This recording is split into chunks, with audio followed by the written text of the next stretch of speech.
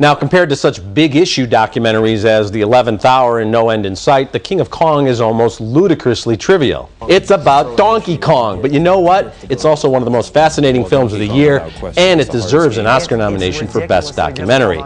Without mocking his subjects, director Seth Gordon takes us into the seventh circle of geekdom. This is a world where real-life versions of McLovin from Superbad continue to obsess over arcade game rivalries and record scores, even as they hit their mid-30s and beyond. And you've got to get past all the barrels, the fireballs, get up the ladders, and get up to Fay Ray. And as soon as you get to her, Donkey Kong takes her away to the next level.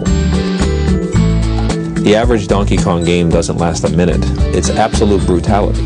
Looking like the long-lost missing member of Three Dog Night, Billy Mitchell is the Donkey Kong King, a master manipulator. Challenger Steve Wiebe is a hard-luck good guy who sets a record in his garage, but that record becomes the source of great controversy. Any board that's worked on could have a problem. To find out that this gamer potentially has a fraudulent score has upset Billy's master plan for what he wanted to do.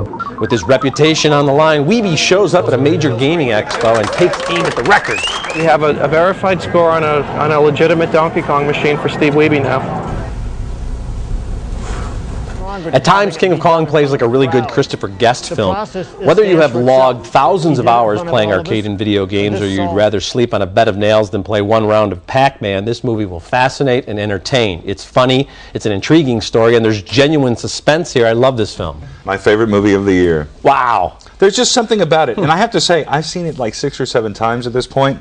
Everyone I've ever seen it with, they all, for the first 15, 20 minutes, are convinced it's a mockumentary. Yeah, absolutely. They're convinced that there's no way this actually happened. What's been really interesting is to see in the last couple of months how Billy Mitchell is trying to defend himself. Brought MTV News down to do a piece on him about the fact that, look, I'm not really this big of a jerk.